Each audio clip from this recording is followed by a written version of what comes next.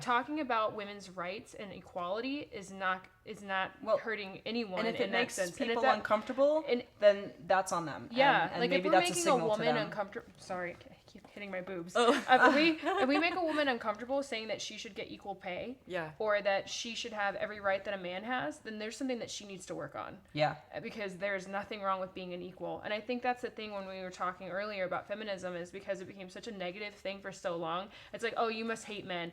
Oh, you must be a lesbian. And it's like, but no. Feminism just means equal. Equal. We want to be the same as everyone else. Yeah. And equal rights, basically. And across the world, I mean, we're lucky that we're as on the level we're at, where other parts in the world, like women they're not even human. You know, they're objects, they're possessions. This just happened in Iran? Well, I don't know if you heard about there was a news story out of Iran, and basically there was this woman, and in Iran, women are told that, you know, you need to cover up and you need to do all these things, you know, so that a man won't be tempted to rape you and whatever, so they put it all on the woman. Because it's their fault. It's all their fault. It's their fault for being women, and I think that's really the point of the story. But basically, we have dagger eyes. Yeah, right now? we're men now. So essentially, she was told that she had to, you know, make sure that some guy didn't rape her. So some guy tried to rape her, and she stabbed him. They just executed her last week for stabbing a guy. So what it's really about not for defending herself or anything. If she stabbed a woman, she'd probably be fine. But for stabbing a man, she's going to be executed. She was executed. She's gone. Yeah, and had she let him rape her, she would have been stoned to death for having sex out of wedlock or with someone who wasn't her husband. So either way, she was going to die. So you have no choice. Right. There. Either way. That's just crazy and insane, and it makes me want to go on a rampage, honestly. Yeah, that stuff really pisses me off. And I'm kind of sick of people going, oh, well, that's just over in Iran, and that's, you know, and what people don't understand is the creep effect. Where the slut-shaming that still happens but here. If you let things happen elsewhere, then eventually they're going to come and knock on your door. You have to be not okay with someone in, I don't know, Democratic Republican Congo who's having trouble right now, you know. And not just as well as the person down the street. They're all humans. And I mean, you know, thank God for the internet, because I feel like that's been one of the greatest things is now people they could find out. And they could be speaking to someone and they don't know where that person lives, and they just know it's another person. And it happens still now where girls get raped and they're like, well, she wasn't dressed like that. That happens here. That happens here. She was asking for it. Like, oh, I'm sorry. Maybe you should start teaching your sons not to rape. Yeah. Instead of teaching your daughters how to dress or how to behave, or maybe they shouldn't drink or anything. Right. Again, maybe you shouldn't be a woman.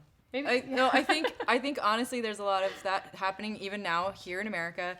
There's like date rape and like stuff like that happens. Absolutely. And a lot of women don't even say anything because they they feel shameful, they feel embarrassed, they think it's their fault. And that's even the phenomenon that the police recognize with people who've been abused and stuff. You know, they think it's their fault. Well, because they've already been emotionally abused. It's not just a physical abuse. It's not like someone shows up and says, "Hi, I'm going to rape you right now. Hope that's all right. Rape. Okay, gotta go. Bye." That's not how it works. They get emotionally told that if you tell anyone, they're going to think this. You're damaged goods now. You're worthless. You're nothing. So there's an emotional thing that gets worked on them. I mean, the Woody Allen thing, that was a perfect example. And here's a girl who ends up writing an open letter that was just, and again, this has nothing to do with saying I believe so and so over so and so.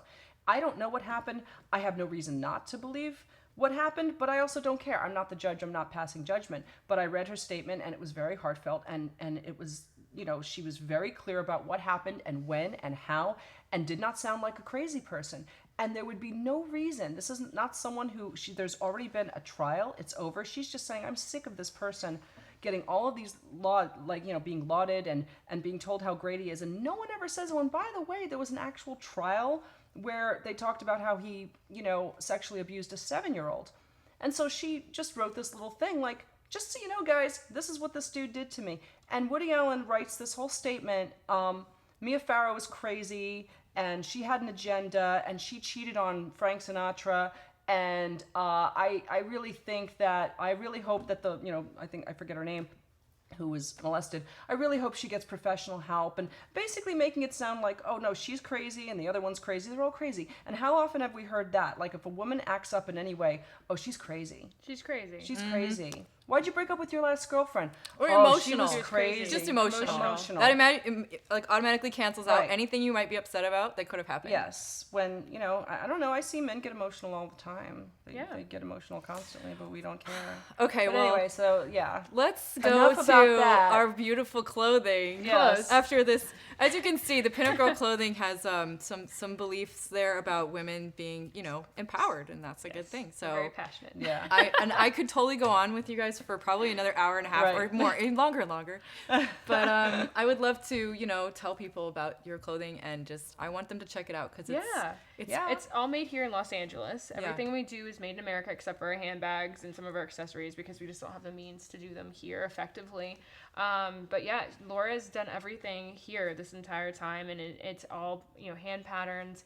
It's her mind and my mind, and the creating and feedback from the customers. We'll make things that customers ask us I've noticed that too. That's really cool. Colors or cuts or ideas. And well, again, if you're not attached to, if it's not all ego, like, oh, this has to be, hi, I'm a designer. I mean, I know I'm a designer, but it's not my identity, and it's not Michelin's identity. When people say, oh my God, you don't have anything purple, and I love purple. Like, that was something people asked us for purple. We're like, okay. And we're like, all right, we got to do some purple. And then they were happy and they bought it all. And we're like, yay, money.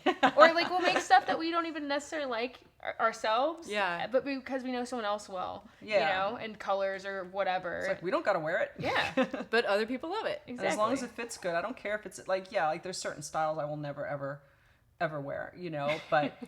I just won't, I won't wear paisley. No. She won't wear camouflage. Oh, ever. I mean, who should? I'm not in the military. I'm not in Cambodia. Yeah. I'm just not, but anyway, so yeah, and we really care about fit, and we care about people looking good, and everyone, this idea that you can only look good if you are a size 2 and you're skinny, that's not true. I brought my daughter to your place, and she started to realize that she can look beautiful in the shapes and stuff like that. It was really a big deal, especially her age going through middle school. And it was like she's all embarrassed and kind of like this, and I'm like, look how beautiful these dresses. So go check out their dresses, you guys. Yeah, and go to Burbank. They have a boutique in Burbank on Magnolia, next to Portos. That's like the flagship. Once you say Portos, everyone knows where we're at. That's right, exactly. And of course they're online, so they have even more selection online than in the store. But they still have a great selection in the store. And I just want to say thank you so much for coming on the show. Thank you for having us. Yeah. Yay. Thank you.